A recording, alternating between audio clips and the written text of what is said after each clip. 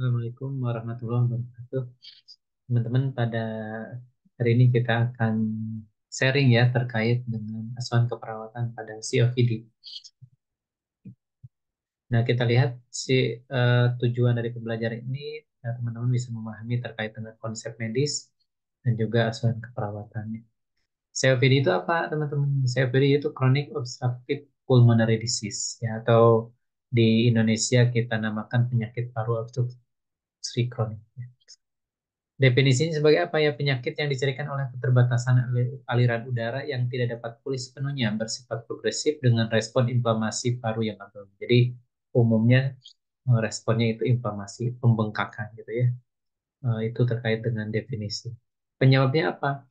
Penyebabnya dari COPD yaitu merokok ya, ya sigaret ya, merokok berarti ya teman-teman. Kemudian yang kedua polusi udara, ini juga bisa menyebabkan terjadinya COPD ya.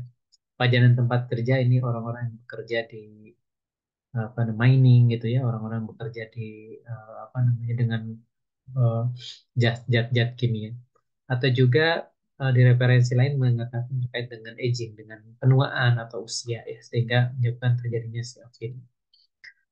Kalau kita lihat patofisiologinya ya, tadi kan penyebabnya etiologinya yaitu apa namanya dengan merokok dan juga polusi udara. Bagaimana menyebabkan terjadinya COPD, teman-teman? Yang pertama dengan adanya asap rokok yang terus-menerus, kemudian atau polusi udara. Yang pertama menyebabkan terjadinya iritasi dan juga pembengkakan pada bronkial atau bronkus ya. Kemudian yang lainnya juga yaitu terkait dengan uh, SWAN atau antitrypsin deficiency. Bagaimana ini menyebabkan terjadinya kerusakan pada elastisitas tisu di paru-paru ya, umumnya di alveolinya teman-teman ya. Nah, selanjutnya kalau seandainya udah inflamasi, iritasi, nah ini menyebabkan namanya chronic bronchitis ya. Nanti ada pembengkakan bronkial, kemudian mukusnya semakin meningkat, batuk juga, batuk kronis, dan juga bronkospasme, jadi spasme bronkus. Kemudian bagaimana kalau seandainya elastisitas dari alveolinya menurun nih ya, tidak ada ini, yaitu menyebabkan emfisema nanti. Kerusakan terkait dengan alveoli itu sendiri, kemudian juga tidak stabilnya pertukaran udara. Nah, dua hal ini nanti ya kronik bronkitis, emfisema ini menyebabkan terjadinya apa namanya obstruksi ya dari udara tersebut. Jadi kalau kita lihat ada pertukaran gas itu di alveoli atau itu akan terhambat nanti ya, tertahan. Makanya nanti udaranya tertahan, kemudian ada sesak napas ya, kemudian juga sering terjadinya infeksi lanjutan. Nah, hasil outputnya apa? Umumnya hipoksemia nanti ya. Jadi kekurangan oksigen dalam darah, kemudian juga abnormal dari ventilasi perfusi, berarti ada masalah nanti dalam pertukaran gas antara oksigen dan karbon dioksida ya. Hipoventilasi ya ventilasinya nanti menurun dan juga menyebabkan pulmoner. Itu apa patofisiologinya. Kemudian kita satu-satu ya. Tadi kan ini sebagian menyatakan bagi dua ya terkait dengan COPD. Yang pertama chronic obstructive bronchitis ya. Tadi yang pertama kan inflamasi, kemudian peningkatan mukus produksinya ya, kemudian batuk terus ya umumnya. Nanti dengan mukusnya meningkat, batuk terus umumnya mukusnya makin apa namanya makin kental gitu ya. Nah ini yang akan menyebabkan terjadinya penyumbatan di daerah bronkus tersebut.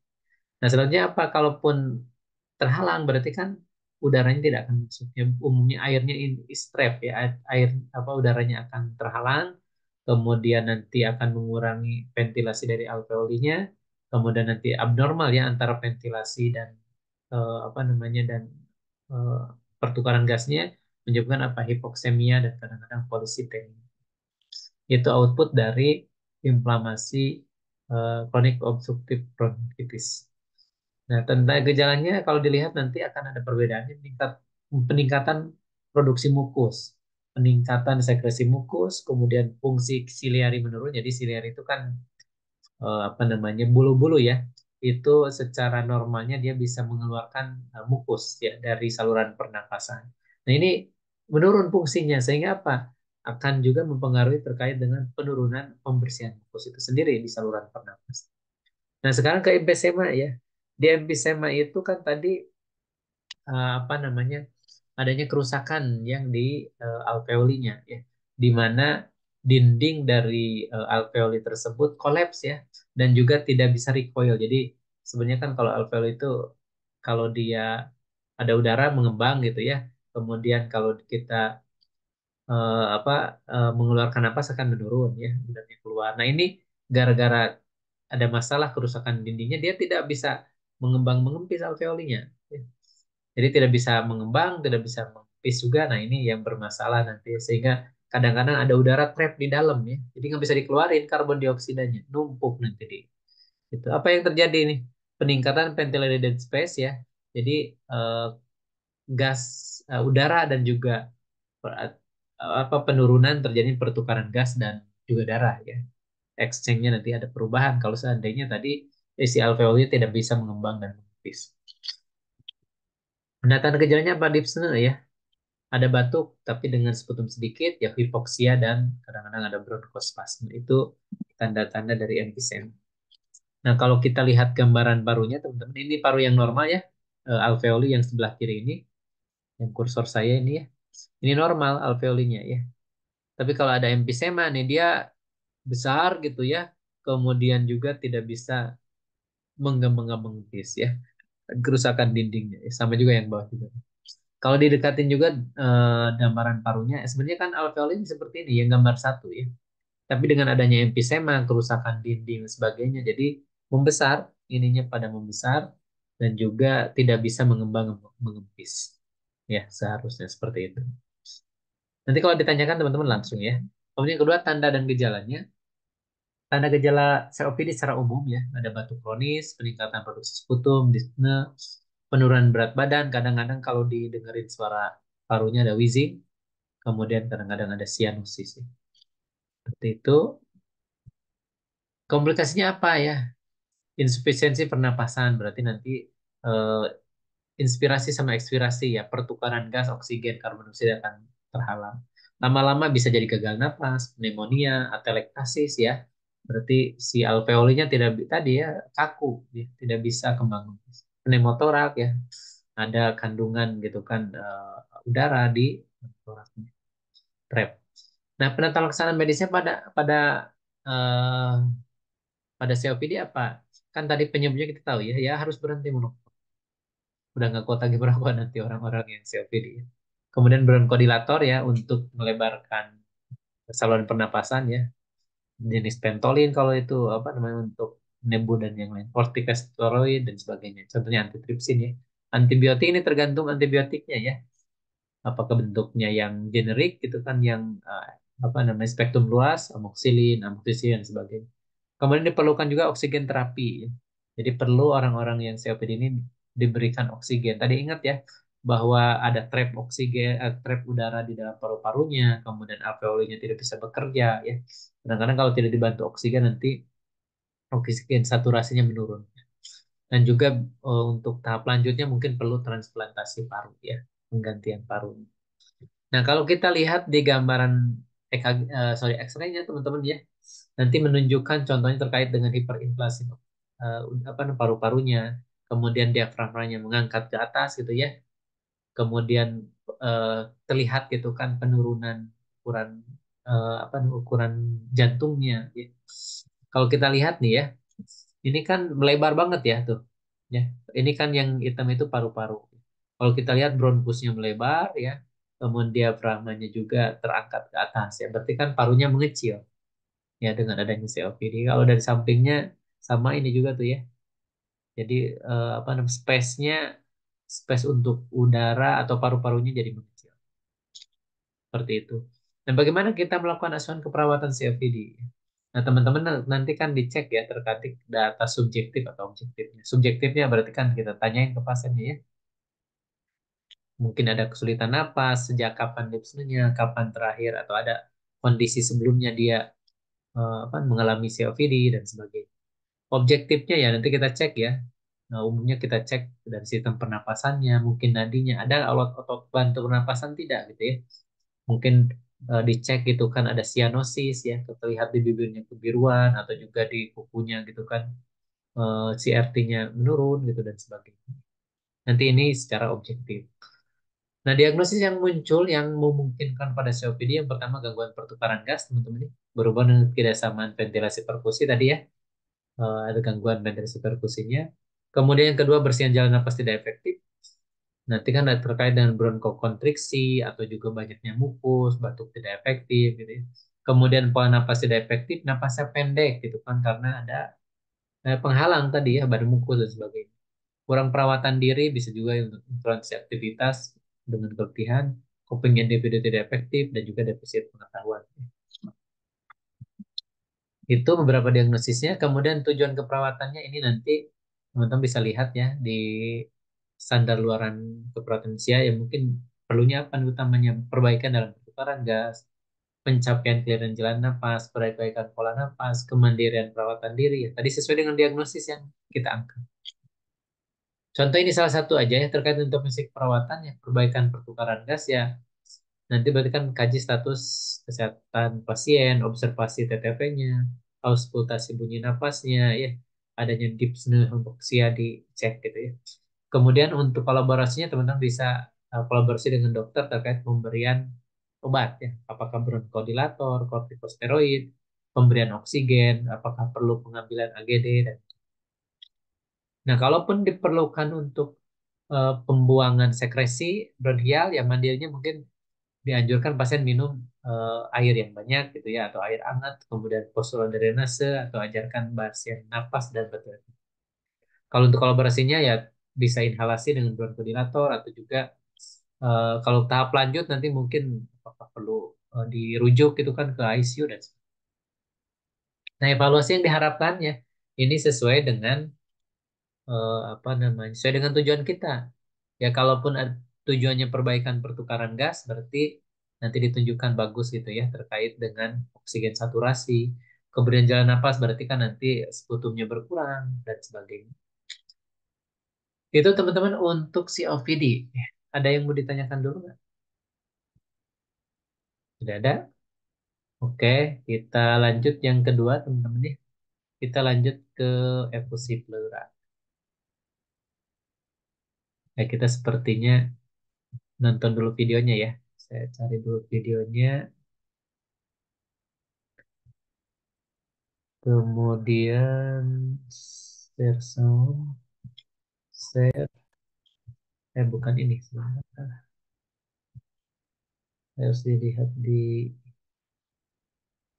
YouTube ya.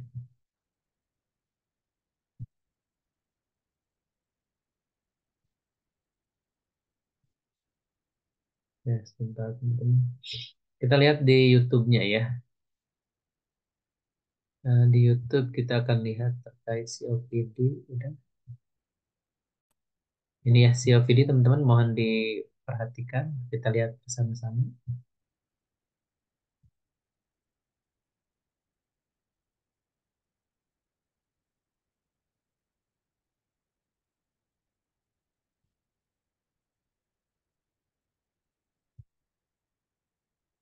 Chronic obstructive pulmonary disease, or COPD, is the gradual loss of your ability to breathe effectively.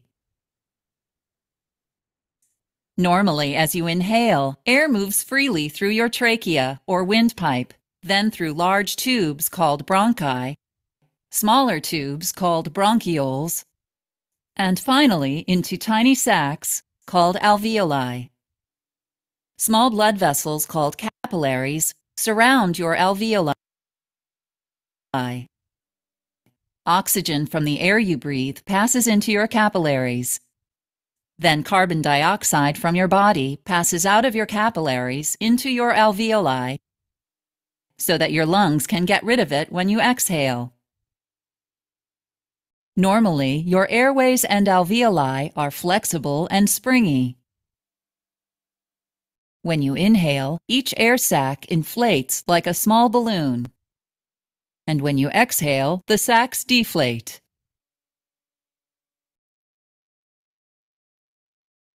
Smoking is the leading cause of COPD. However, it may also be caused by long-term exposure to other lung irritants, such as air pollution, chemical fumes, and dust.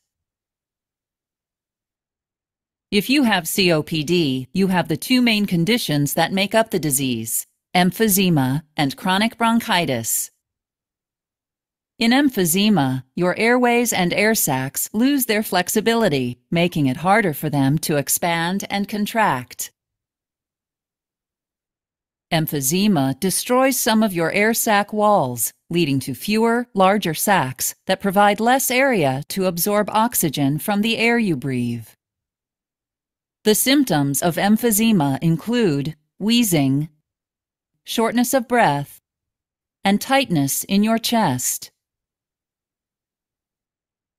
With chronic bronchitis, damage inside your airways causes the lining to swell, thicken, and make mucus. You develop a persistent cough as your body attempts to get rid of the extra mucus. The symptoms of chronic bronchitis include an ongoing cough that produces a lot of mucus, shortness of breath, and frequent respiratory infections. The damage done to your lungs by COPD cannot be reversed, and there is no cure for the disease. However, treatment can slow the progress of your disease and help you feel better. The most common treatments are quitting smoking, use of inhaled medicines to open your airways and reduce swelling, antibiotics for bronchitis caused by bacterial infection, oxygen therapy for those with advanced COPD and severely low levels of oxygen in their blood, and surgery, such as a bulectomy or lung volume reduction surgery to remove non-functioning air sacs. The best way to prevent yourself from getting COPD is to never smoke. If you are a smoker, quitting smoking reduces the chance you'll develop COPD. You can also limit your exposure to chemicals, fumes, and dusts that may cause COPD.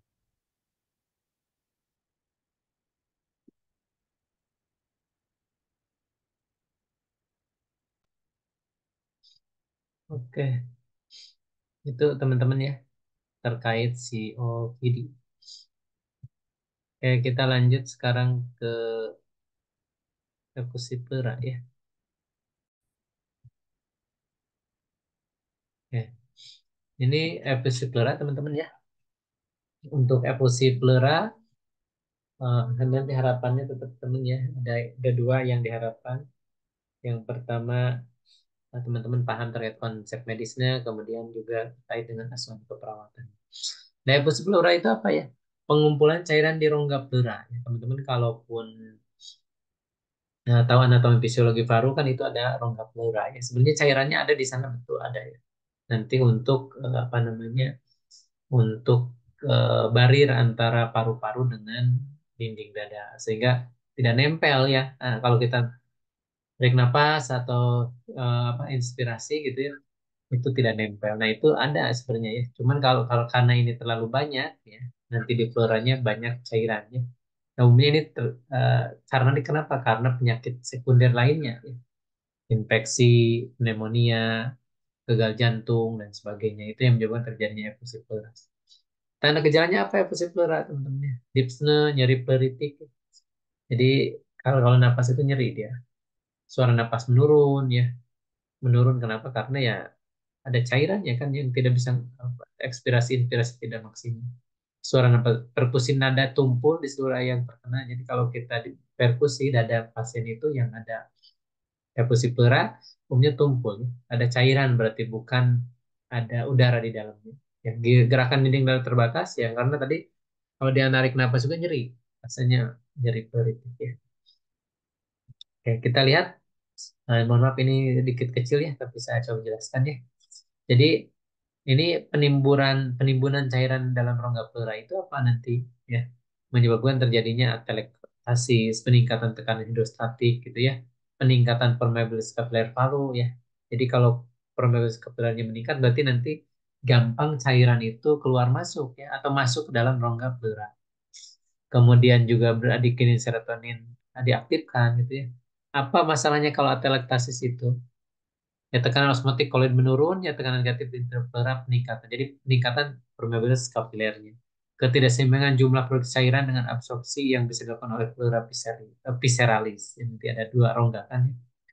Kemudian kalaupun dikeluarkan bradikinin serotonin itu merangsang reseptor nyeri sehingga apa pasiennya ada nyeri akut. Nah, cairan-cairan yang tadi itu akan terakumulasi atau tertimbun di cairan kapum pleura. Ya, teman-teman nanti cek dulu ya di anatomi fisiologi paru sehingga teman-teman bisa memahami mana visceralis, mana kapum pleura dan sebagainya. Akibatnya apa kalau cairan numpuk, teman-teman? Nah, sistem pernapasannya terganggu, apa masalahnya?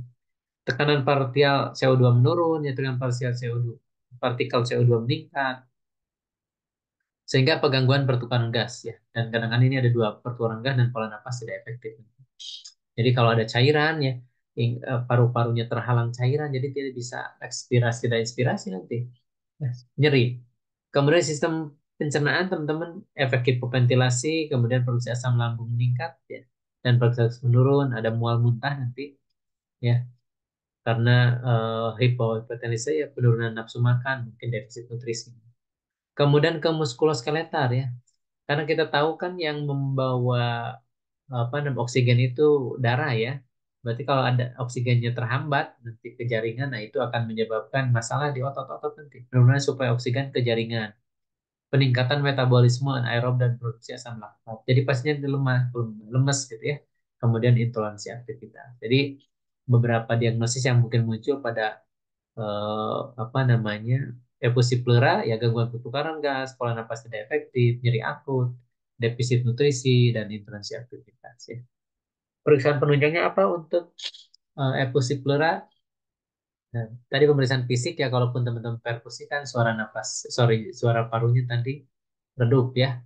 Uh, Kemudian X-ray dada nanti kalau di X-ray kelihatan paru-parunya mengecil ya, tergantung di bagian mana cairannya terakumulasi ya efusi pleuranya. CT scan dada, kemudian toracentesis yang mengambil cairan nanti masukin apa alat, kemudian diambil spesimennya, dicek cairan pleuranya, kemudian juga mungkin perlu biopsi juga pleuranya. Nah, itu pemeriksaan penunjangnya. Penata laksanaannya umumnya sih yang penting itu menemukan penyebab utama cairan terakumulasi. Apa penyebabnya? Kan tadi umumnya terjadi karena penyakit sekunder, ya. Gagal jantung, kemudian pneumonia dan sebagainya. Itu harus dicari dulu. Kemudian selanjutnya toracentesis yang mengeluarkan cairan, pengeluaran spesimen dan juga mengatas diri. Jadi kalau ada cairan di pleuranya nanti ya cairannya dikeluarin teman-teman. Cairan, darah, udaranya dikeluarin sehingga si paru-parunya bisa ekspansi lagi ya, normal kembali. Nah, kemudian dipasang ya selandagda atau drainase. Nah, tindakan drainase ini untuk reekspansi paru. Jadi kalau cairannya keluar kan berarti secara otomatis si paru-parunya bisa mengembang, mengempis juga maksimal ya. Nah, atau nanti namanya water seal drainase ya, PSD. Nah, kalaupun melakukan asesmen keperawatan, teman-teman, banyak nanti ya. Mungkin pasiennya dyspnea, batuknya tidak efektif, sputum berlebih, mengi, wheezing, cyanosis, dan sebagainya lah ya. PCO2-nya meningkat, itu PO2-nya menurun, cyanosis. Ya. Ini beberapa, ini saya ambil dari SDKI ya, beberapa asam berat yang penting muncul. Kemudian diagnosis perawatannya gangguan pertukaran gas, pola napas tidak efektif, hipertermia, nyeri akut, ansietas, intoleransi aktivitas. Ya. Ini beberapa diagnosis ya. Gangguan pertukaran gas kita tahu tadi ya, ya karena kolapsnya parunya atau kurangnya ekspansi parunya, pengembang kempis dan sebagainya.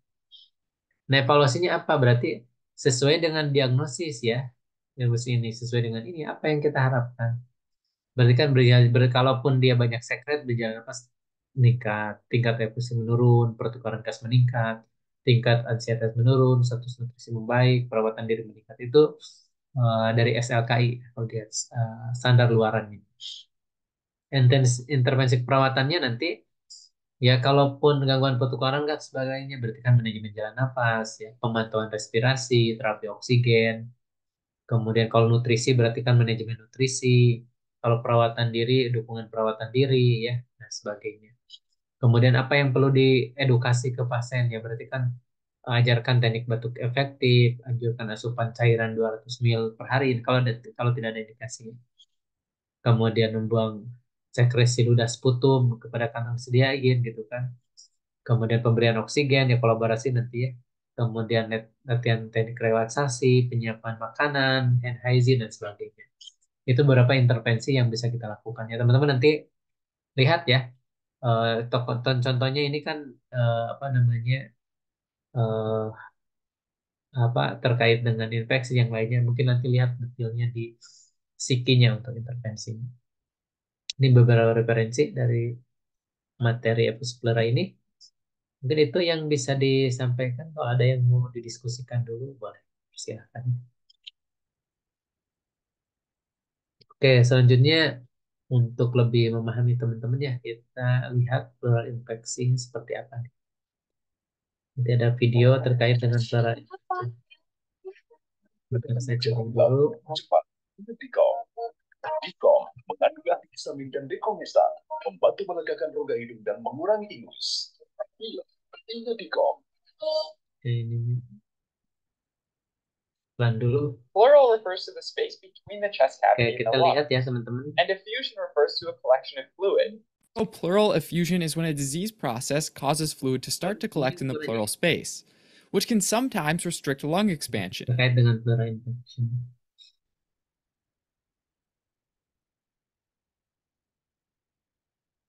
Saya stop dulu video saya biar lancar. Oke, kita satu-satu teman-teman ya. Disease process causes fluid to start to collect in the pleural space, which can sometimes restrict lung expansion. Now, the pleural cavity or pleural space lies between the parietal pleura, which is stuck to the chest wall, and the visceral pleura, which is stuck to the lungs. Because the lungs fit snugly inside the chest cavity, the visceral and parietal pleura lie right next to each other. And the very, very thin space between them contains a layer of fluid that acts as lubrication to allow the lungs to slide back and forth as they expand and contract. This pleural fluid is similar to interstitial fluid, and is made slippery by proteins like albumin. It's so similar to interstitial fluid because it essentially is interstitial fluid. There's always a tiny bit of plasma that leaks out of capillaries and gets into the interstitial space. And since these capillaries are so close to the edge of the pleural space, that fluid makes its way into that space and collects there. If there were no way out of the pleural space, then it would just fill up with fluid. But fortunately, there are lymphatic vessels in the pleura that drain the fluid away and deliver it back into the circulatory system. A pleural effusion is when there's excess fluid in the pleural space, either because too much pleural fluid is produced by the body, which could be due to a transudative or exudative effusion, or because the lymphatics can't effectively drain away the fluid, called a lymphatic effusion. A transudative pleural effusion happens when too much fluid starts to leave the capillaries, either because of increased hydrostatic pressure or decreased oncotic pressure in the blood vessels. Hydrostatic pressure is what we normally think of as blood pressure. It's the force that blood exerts on the walls of the blood vessel, and can be thought of as a pushing force. A common cause of increased hydrostatic pressure in the lung capillaries is heart failure. That's because when the heart can't effectively pump blood to the body, it backs up into the pulmonary vessels and causes the blood pressure in those vessels to rise. This high pressure forces fluid out of the capillaries and into the pleural space. Oncotic pressure results from the inability of solutes like large proteins, like for example albumin, to move across through the capillary. By osmosis, and talking about the process, not the company, fluid moves from areas of low solute concentrations to high solute concentration. Fluid therefore flows out of the capillaries and leaks into the pleural space when there's a decreased oncotic pressure in the blood vessels. Two causes of low oncotic pressure are cirrhosis, where the liver makes fewer proteins, and nephrotic syndrome, where proteins are lost in the urine. An exudative pleural effusion is due to inflammation of the pulmonary capillaries, which makes them a lot more leaky. The larger spaces between endothelial cells allows fluid, immune cells, and large proteins like lactate dehydrogenase, or LDH, which is found in all cells, to leak out of the capillaries.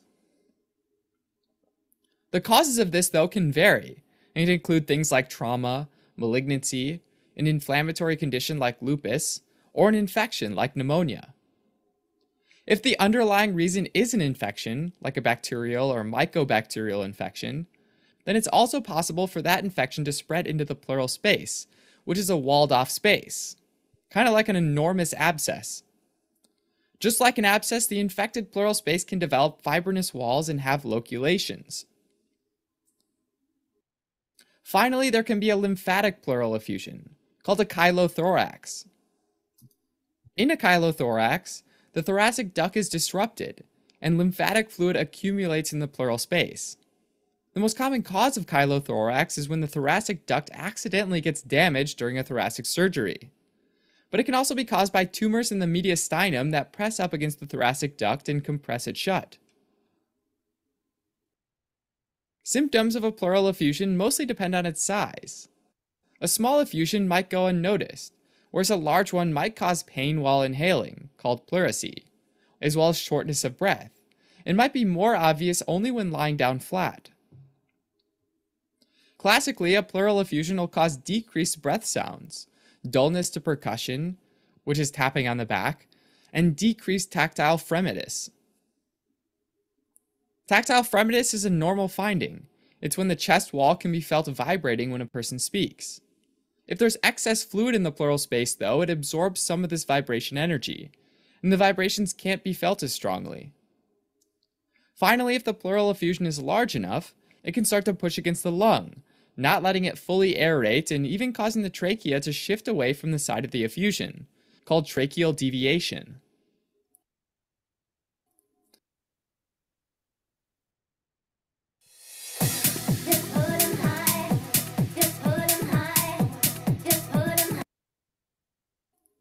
On an X-ray taken of someone standing upright, the pleural effusion fluid can settle into the costophrenic angle, which is where the diaphragm meets the chest wall, and cause blurring of the angle as fluid displaces the air that's usually there.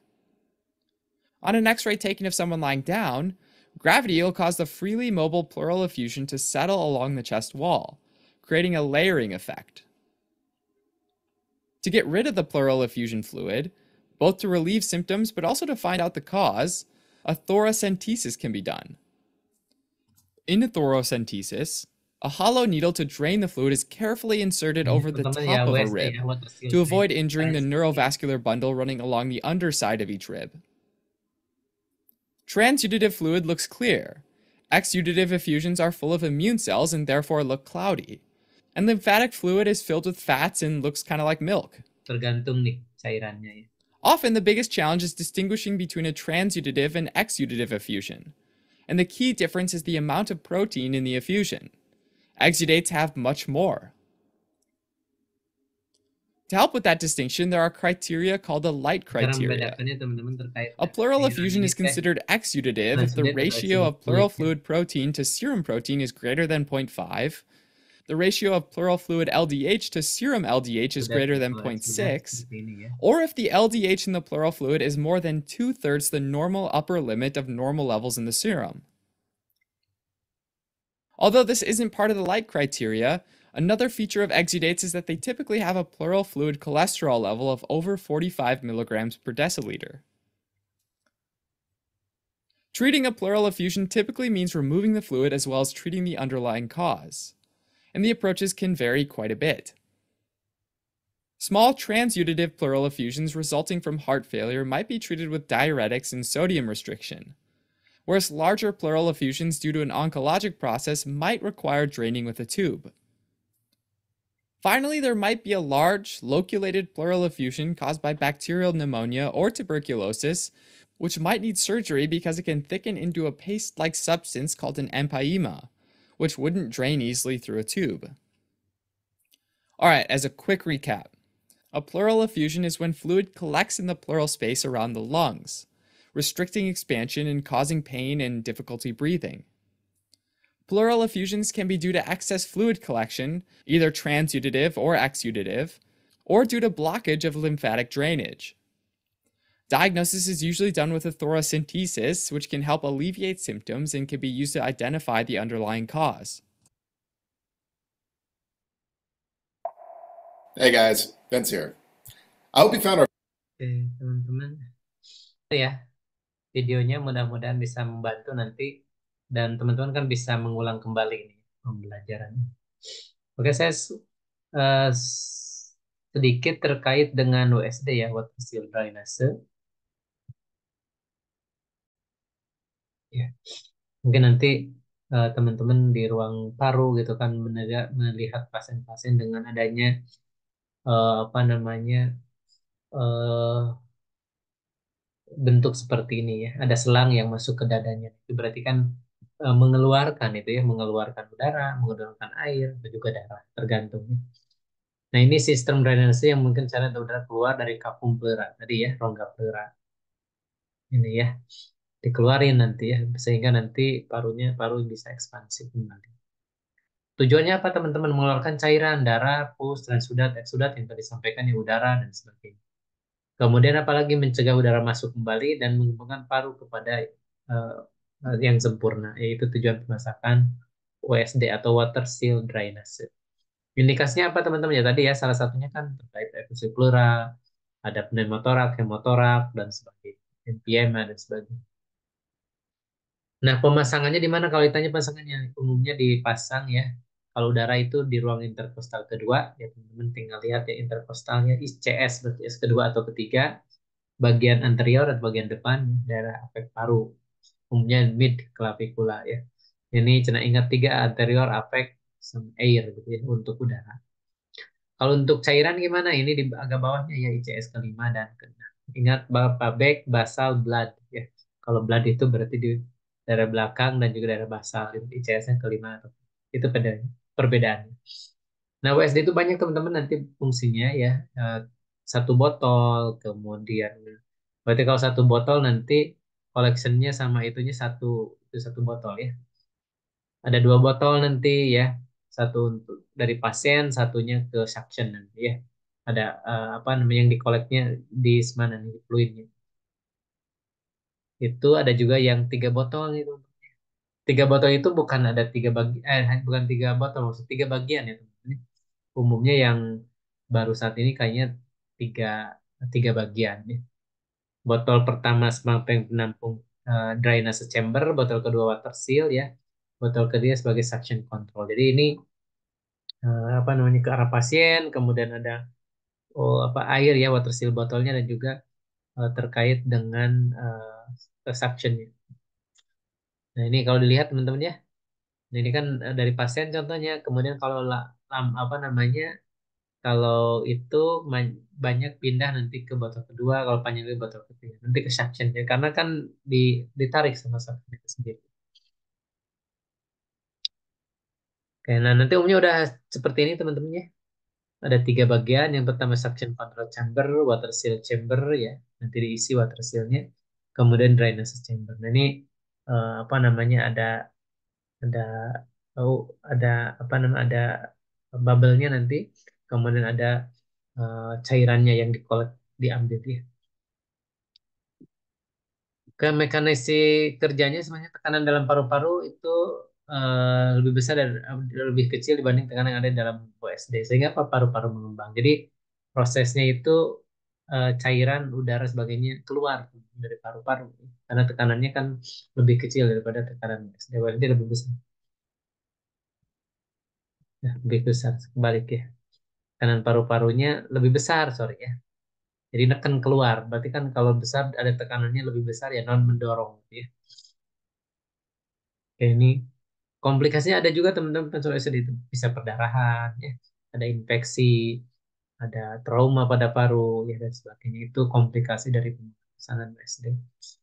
Nah, kalau kita sebagai perawat apa? Umumnya monitor kondisi pernapasan secara rutin, itu sampai 6 jam dicek ya. Kemudian juga pemberian analgetik kalau ikan nyeri tadi, latihan batuk efektif, mobilisasi yang aman, ya bagaimana dia contohnya untuk mobilisasi kan ada itunya ya, selangnya jangan sampai ketarik, copot dan sebagainya bahaya. Oke. Luka kemudian ini bubble-nya dicek ya. Nah ini pelepasannya gimana indikasinya? Kalau seandainya produksi cairan tadi ya, kalau ada air kurang dari 50 cc per 24 jam. Nah itu umumnya di apa diindikasi untuk diambil. Atau bubble-nya sudah tidak ditemukan, berarti kan kurang gitu ya. Nah, mungkin nanti dicek juga teman-teman ya. Bukan hanya langsung diambil, mungkin dicek dulu foto toraknya. Apakah betul udah ada cairannya atau seperti udah apa sedikit atau yang atau tidak ada. Mungkin itu teman-teman yang bisa disampaikan ya. Kalau ada yang ingin ditanyakan silahkan. Kalau ada yang ditanyakan. Cukup. Oke, kalau tidak ada, mohon videonya nanti di reply ulang ya, dipahamin. Kalaupun nanti bertemu dengan Bapak lagi bisa ditanya. Oke, teman-teman terima kasih banyak. Wassalamualaikum warahmatullahi wabarakatuh.